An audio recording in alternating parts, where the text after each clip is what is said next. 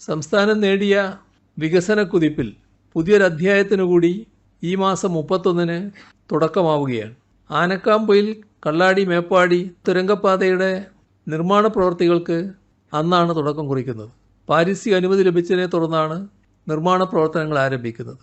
കിഫ്ബി പദ്ധതിയിൽ ഉൾപ്പെടുത്തി നിർമ്മിക്കുന്ന തുരങ്കപാതയുടെ നിർമ്മാണ ചെലവ് 2134 കോടി രൂപയാണ്. 8.73 കിലോമീറ്റർ ദൂരം വരുന്ന പാതയുടെ 8.1 കിലോമീറ്റർ ഇരട്ട ടണലായാണ് വിഭാവനം ചെയ്തിട്ടുള്ളത്. കൊങ്കൺ റെയിൽവേ കോർപ്പറേഷൻ ലിമിറ്റഡാണ് പാതയുടെ നിർവഹണ ഏജൻസി. കോഴിക്കോട്, വയനാട് ജില്ലകളിലായി 33 ഹെക്ടറോളം ഭൂമിയാണ് ഇതിനായി ഏറ്റെടുക്കേണ്ടത്.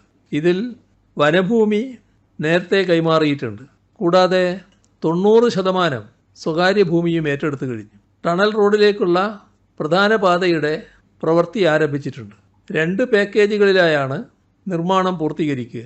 പാലവും അപ്രോച്ച് റോഡും ഒന്നാമത്തെ പാക്കേജിലും ടണൽ പാത നിർമ്മാണം രണ്ടാമത്തെ പാക്കേജിലുമാണ് ഉൾപ്പെടുത്തിയിട്ടുള്ളത്. 4 വരി ഗതാഗതമാണ് പദ്ധതിയിലുള്ളത്.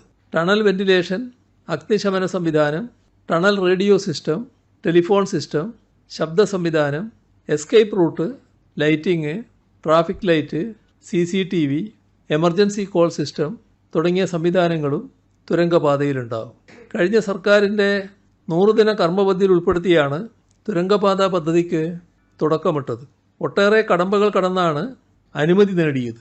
തുരങ്കപാത യാഥാർത്ഥ്യമാകുന്നതോടെ ആനക്കാംപൊയിലിൽ നിന്ന് 22 കിലോമീറ്റർ കൊണ്ട് മേപ്പാടിയിലെത്താം. ചുരം യാത്രാ ദുരിതത്തിനും ഇതോടെ പരിഹാരമാകും. തുരങ്കപാത യാഥാർത്ഥ്യമാവുന്നതോടെ കേരളത്തിൽ നിന്ന് കർണാടക, തമിഴ്നാട് സംസ്ഥാനങ്ങളിലേക്കുള്ള യാത്ര സുഗമമാകും.